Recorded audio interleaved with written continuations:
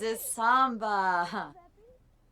So, Hello again, Simmers. It's Catherine here from Catherine Sims. Welcome back to my YouTube channel where we are constantly practicing our skills at playing Sims, because only with practice are we going to be increasing our Sims skill. Today I wanted to build a house that was going to use the updates that we got in the June 3rd patch, the one that was supposed to be released on June 2nd, namely the ladder. I've been thinking about how cool it is that we have ladders coming up and what I wanted to do with that. And I settled on the idea of doing a loft of sorts, but I don't like loft bedrooms because I feel like a bedroom needs to be really private. So instead, I decided on a loft office where I put up a bunch of stuff that is designed for a writer who wants to have just a beautiful view while they're working. So that's kind of the concept for what I wanted this house to be. As you can see, I started with a box on this one, as you're always going to do, and then I've been making some additions and some cuts up in the front. I did not balance this well in the very beginning, as you can kind of see, where I had 3 walls on one side and 4 on the other, and that already was on a 3-tiled extra piece. So, you know, that one that was already unbalanced, and later on in the video you will see me paying for that as I'm trying to readjust walls here and there and do all of that rigmarole. Ultimately, you figure out what your mistakes are, you register that, and you move forward. So the lesson that I gained from that one is to keep my front of my homes even and symmetrical, because those are going to be more pleasing to the eye. I know that it looks like I have my walls where I want them, but I assure you, by the end of this video, we have changed a lot of those around and made a lot of changes. So just because we're done actively working on the front does not mean that this is what we ended up keeping at the end. Now, knowing where the walls go, I think helps if I know where the pieces of the house are going to go, like the kitchen and the living room and whatnot. So my goal here, and this is kind of a theme with all of my builds that I do, is that I start by placing down my kitchen and figuring out how the rest of the house builds around that. And I wonder, I don't know if that's necessarily the best strategy, but I just really like doing kitchens, and so sometimes I wonder if maybe I make a point of doing them specifically first because I just enjoy it more. For the house overall, I did choose a color scheme that was going to be a little bit more on the classic traditional side. I really wanted this to look and feel like, I don't want to say a mansion because it's obviously not the right size, but something that is old and classy and has a status associated with it. Really sort of hoity-toity New Yorker kind of feel. But I didn't want New Yorker magazine, not like, you know, modern New York style. That's obviously not what this is. So yeah, this hoity-toity, pretentious magazine article writer. That was a lot of the focus for the house.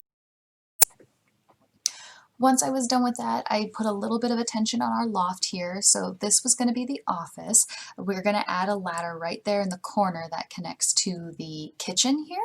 Then this office has the full windows on 3 walls. That way it can overlook what is right now that fishing pond.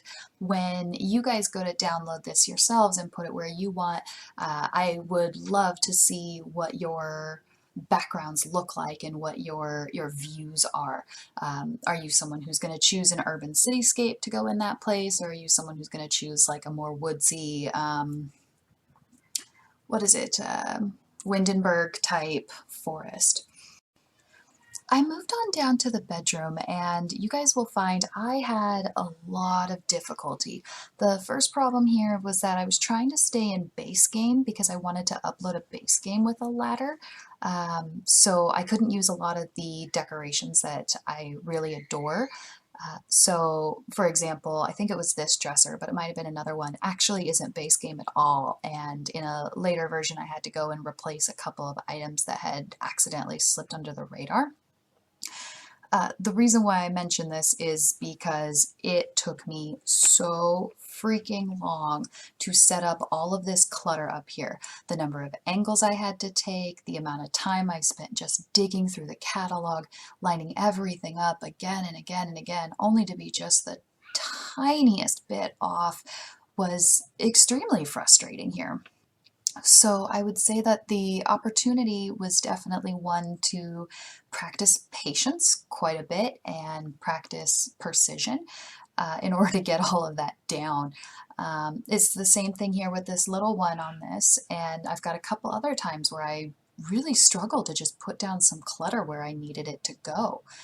And again, it's even worse when you have to replace half of it. I think that dresser, the side table in the bedroom, as well as a table that I tried to use here in the bathroom that you'll see in a minute, all of those were not base game, so I had to go back through and clean them up. On that note, I do have this uploaded to the gallery as of June 3rd, 5 p.m. Pacific Standard Time. So that's going to be up for this house, and it should be called the Writer's Loft. In parentheses, it's going to say ladder. If you want to search for my Oirign ID, that is Lady Alpha 001. And you'll find all of my other builds there as well, including a couple of speed builds that I have posted on this channel and some other builds that I was doing before when I was practicing from different tutorials that we've watched. While I was doing this build, I was really looking for a lot of very specific types of art, so I kept digging through the catalog to really get a feel for what was there. And honestly, I think I'm just going to get more familiar with it while I practice it. So if you're like me and you have some self-conscious aspects to, maybe I'm not that good of a decorator because I'm not as good as some other folks, just know this is something that just takes practice, and the more that you expose yourself to it, the better you're going to be at decorating. This mahogany chair is one of my favorite pieces, not because I particularly like the chair itself. It's kind of boxy and I think it's a little bit ugly. It only fits in certain spaces, but I love that it is mahogany, particularly because I am a fan of the Hunger Games, both the novels and the movies. I actually have the fourth novel that was just released last week or so, and I have been barreling through that. The connection to mahogany and Hunger Games is because of Effie, this character who is exceedingly eccentric. Probably 3 or 4 times in the books or movies, she makes some sort of comment about mahogany. There's a point where Katniss stabs the table with a knife and she flips out because the table is made of mahogany and she just looks so offended by it. It's one of my favorite things in the Hunger Games, just in general, is how ridiculous Effie is and the things that she takes seriously. So the point of that story is that I can't really ever use the mahogany chair, or nobody can say the word mahogany around me without me thinking about Effie getting mad at the mahogany table. We are back up in our office now trying to decorate that. I added some color and the bookshelves. I really wanted one that was going to be simple, but almost like it was built onto the wall instead of being just a separate item onto itself. The one that I originally chose was a little too small, so I had to choose the one that was standing on its own. And then just going through the artwork. Again, this is something where just the more practice going through things, the better. I was looking for any of the art that had an inspiring focus on it, not focus, an inspiring moodlet on it, because that's what a writer's job is going to be, and just did not find a lot of options. I know that I could have gone into the debug to grab some, but I don't really like going into the debug menu all that often. Like, unless I'm going there for a very specific thing, I generally won't just browse the debug. So I eventually gave up on trying to find any inspiring decor and moved on to our roofs. I knew that I was going to start with a glass window over the office because really the main focus point of this entire house is that office space. That is its unique feature. So I wasn't really sure what I was going to do with the rest of the roof though, and you'll see me playing around with it quite a bit here. I have learned a lot with regard to roofing trims and how the game identifies roofs versus other things. So, you know, we definitely learned some things about how to best write around that. But like I mentioned in an earlier video, I would just really appreciate it if you have any roofing tutorials that you like to put them in the comments for me so I can go take a look at those and practice those and get my roofing skill increased a little bit. This entryway is one of the places where I really paid for not having a balanced front of the house. I wanted to build an entryway or a dump station where you could just kind of put things as you walked in the door. So you'll find some clutter, you'll find a lot of books in this area. There's one point in here later where I end up putting a plant, and so as I was doing that and I was decorating it all, I found a piece of inspiring decor that I was super stoked about. So I went ahead and popped that up into that office real quick before going and getting the aforementioned plan. I was really uncomfortable with that entryway, so once I basically had it settled, I decided to come and move out to the patio space. When I started this one, I thought it was just going to be one or two spots up, but then I remembered these rounded fencing pieces. When you get the rounding fencing pieces, you have to reduce each angle by one spot in order to get a proper circle out of it. And that's when I noticed that I actually needed 4 spots on the front of this house, which is a blessing in a way because I was so frustrated with how the inside of that entryway was going that I ended up building this. This is also where I learned, and I probably should have figured this out beforehand, you can't put stairs on curves. So I had to move the curves out to get the stairs down there. But at that point, that now meant that my front space had to be 4 squares long, and this is the beginning of where I edit all of the angles and whatnot that I had improperly placed at the beginning. As I mentioned before, the lesson here is to make the front of your house look pleasing to the eye before you go into the inside. Lesson learned on that one. The good news, though, was that it also helped the entryway on the inside, too. You'll see a little bit here in a second as I'm done adjusting over the house that it gave me a lot more space to work with.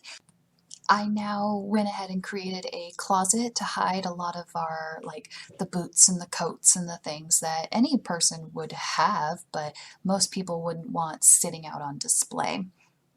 So we put together that one, and this is another place where I made a mistake and I put a non-base game item in here.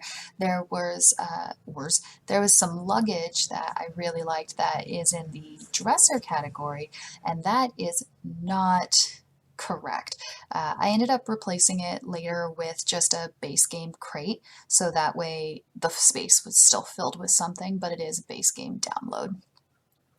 At this point here, we're mostly just adjusting our house to fit the new dimensions that we had to make with the extra spaces for the front of the house. So that's a lot of what you're seeing me do right now, and testing out some cabinets, just putting things kind of in a shape so that they're ready for move-in.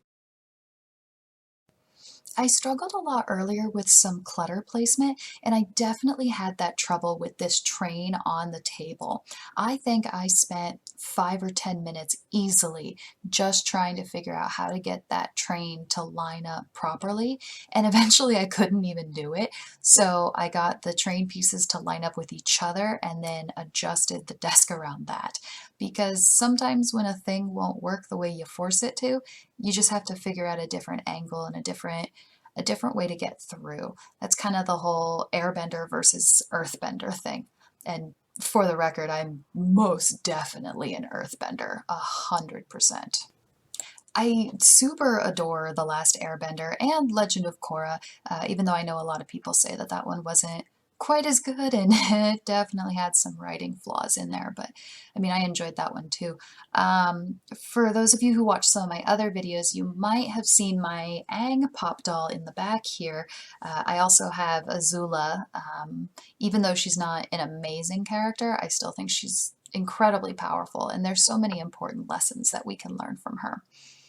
All of my pop dolls that I have, I think, I try to make sure that they are people or fictional characters that have lessons that we can learn from or inspirations about how we can make our worlds just a little bit better. But that's a tangent to everything that's Sims related. We're wrapping up with some flowers in the front lawn area. I did not want this to be landscaped or manicured so much as I wanted it to be someone dropped a packet of seeds and all of these flowers sort of grew by a natural occurrence. And then, you know, we added in some of the decorative rocks to give it a nice accent and frankly hide some of the marks on how silly a lot of this is. Confession time, guys. I actually built this house on June 2nd, the day before the update came out, and had it all ready to go. And then on June 3rd, when the updates did come out, the only thing that was left to do was to place our ladder, which you'll notice is in our stairs section. It now has a separate sub-tab for ladders. I thought it would be easy just to quick drop it in and place it, which is when I discovered that it needs more than just one exit in order to get to the top, provided that that exit is not directly forward from where it's being placed. I hope that makes sense. In order to adjust for that, I just had to open up that little divot here on the second floor a little bit to give us some extra space. And now, dun, dun, dun, dun, dun, dun, the piece de resistance, the view from the office. I'm very excited for how that one turned out. As a reminder, you can download this one almost immediately from the gallery, from the Oirign name Lady Alpha 001. This is the writer's loft with ladder. I am super proud of this build, and I'm really glad that you guys could join me in building it. We did a lot of practice on a lot of different skills with our decorations and our roofings, and you know, it was a really good learning opportunity in a lot of places, and I really hope that you guys enjoy playing with the house. As I said, it's up in the gallery now, so I look forward to seeing all those downloads as well. All right, guys, you've been great. Have an excellent rest of your day, and I'll catch you on the flip side. Bye.